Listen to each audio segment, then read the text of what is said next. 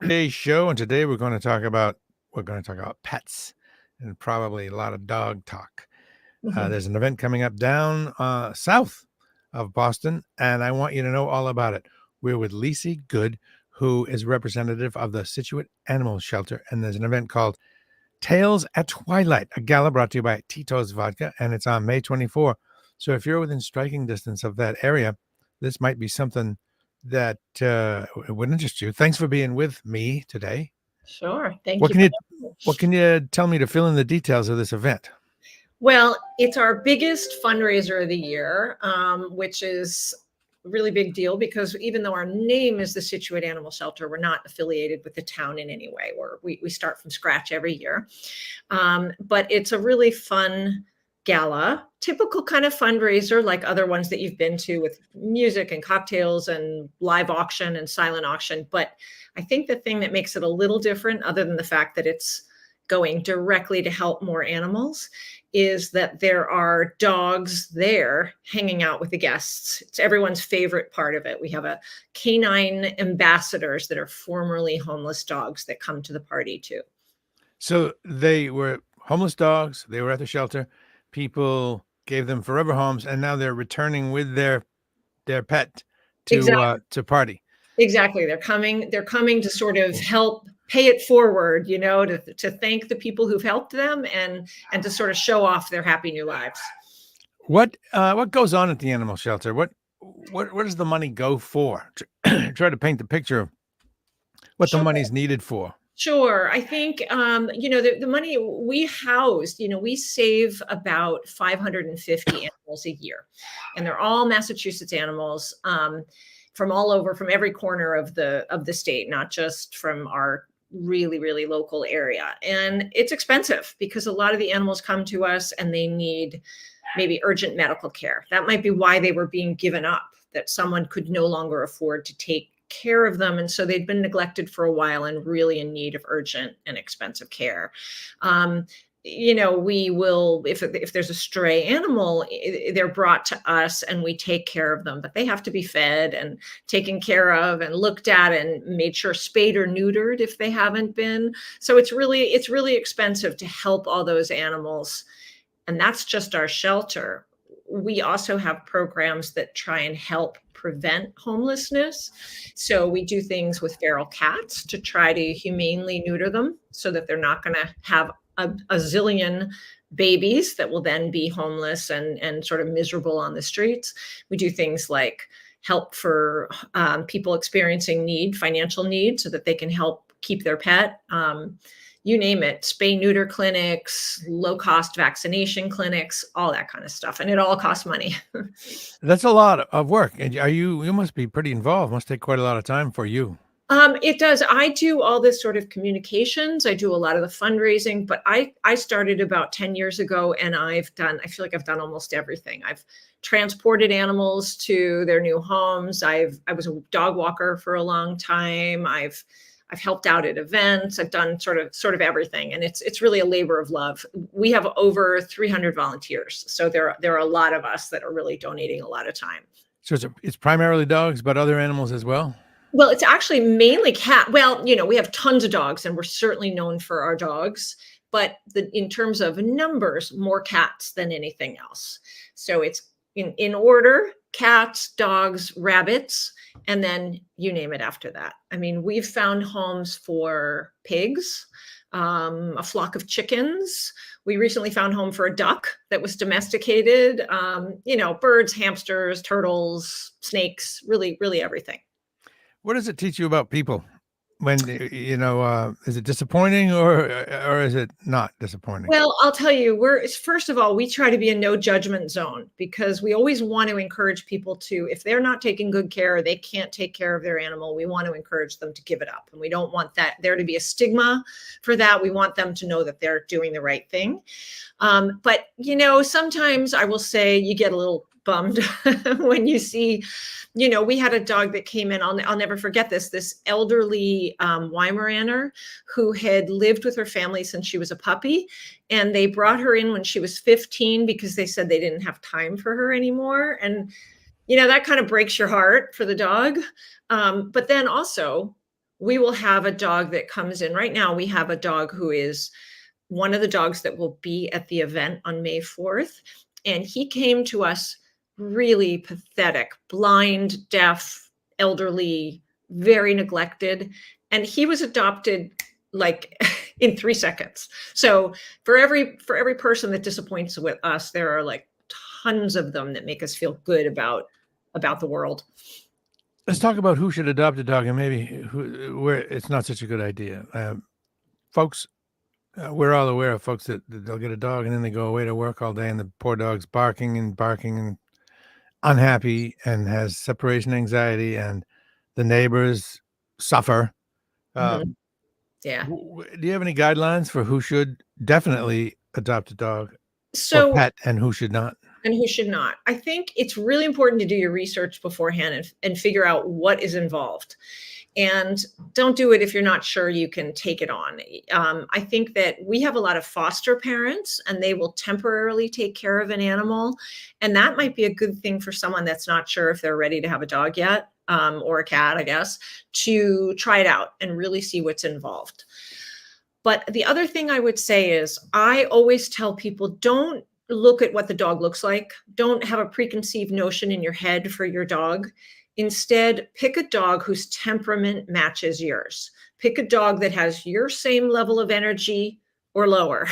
The disasters happen when you get a really, really high energy dog with someone that doesn't want to run 5 miles a day with the dog or doesn't want to be out in all weather. It's really good to do your research and not fall in love with a particular breed because of how it looks. Tell me about the rewards of an older dog. Oh my gosh. Older dogs are amazing. It's so funny because I'm always amazed when we have puppies, they get adopted so quickly. And I'm thinking having a puppy is exhausting. They're even their little bladders aren't big enough to be able to hold it for a long time. So you're constantly letting them out in the middle of the night, training, they're chewing up everything. An older dog, especially an older dog you're getting from a shelter, what you're getting. The older dogs who come to us, and about a third of the dogs that come to us, all the pets that come to us are senior or special needs. So we know all about older dogs. You know what their temperament is. They've settled down. They understand what they're supposed to do or not do most of the time. They're house trained. It's just so much easier. And they're so, I don't know, you hear again and again about how people say that they feel like rescue dogs are grateful. They kind of understand that they've been saved. And I really think that that's true of older dogs. I mean, we love adopting older dogs, and we actually often adopt older pets to older people because a lot of organizations discriminate against people who are over, say, like 72. They don't want to adopt an animal to them. Mm. But our thinking is as long as you have a plan for what would happen if something happened to you, you're probably a Right. great person to have an animal. Yes. In this time of a lack of physical presence, I would think having a dog would be all the more valuable. Somebody that, well, most people live in a plastic world on a screen without much physical contact. And actually, a dog may be better than that than humans because you really can't go around touching humans. But Yeah. you can pet a dog and you can snuggle with a dog. Yeah. And I would think that would go a long way towards counterbalancing the isolation people feel in this relatively new plastic screen world. Yeah, I think that's so true. I mean, I don't think it's a surprise that during COVID, when everybody was even more on screens and isolated, that lots of people went out and got dogs. I think that a dog, I mean, I can't imagine living without dogs. I work from home most of the time. My dogs are with me. They're hanging out. They're a reason to get outside. It's just, I can't imagine. What dogs give us is so much more than we ever give them. And related to that is elderly. A lot of times their family, their friends have all gone, Mhm. and an older dog would work out better for them Yep. for all kinds of reasons because Yeah. they're mellower, and maybe their life expectancy will kind of match up. Yeah. Yeah, So, yeah. I mean, I obviously think for anyone, a dog is a great thing. A pet is a great thing to have. It teaches you compassion and caring for something. It gives you meaning beyond your own life. It's amazing. But for older people, I think it's really, really true. I think an animal can bring them so much joy and connection to the world. can people visit the Scituate Animal Shelter? Yes, we have open hours on Wednesdays from 2 to 8, and then weekends from 10 to 2. So you can come, you can just show up anytime. There'll be people there that if you want to meet a particular animal, they can show you, can poke around the shelter, see who we've got staying there. And also, you can make an appointment any other time. If there's a particular animal that you're interested in, you can make an appointment and to come and meet that pet. It's a good idea to show up and see what animal bonds with you.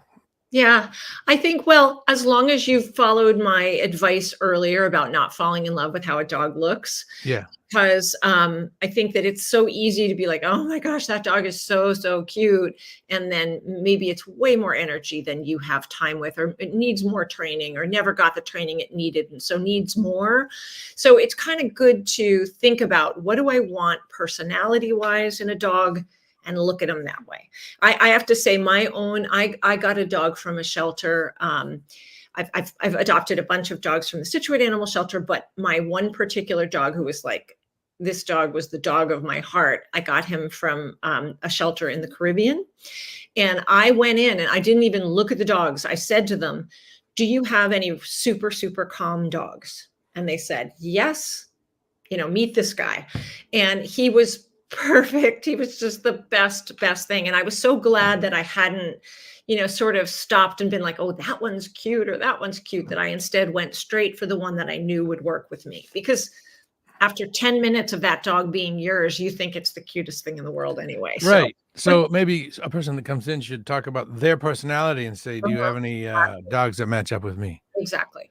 One We, final thing before we talk about the event again, to wrap up, is on TV, I see people getting dogs as gifts, and that's a bad idea, right?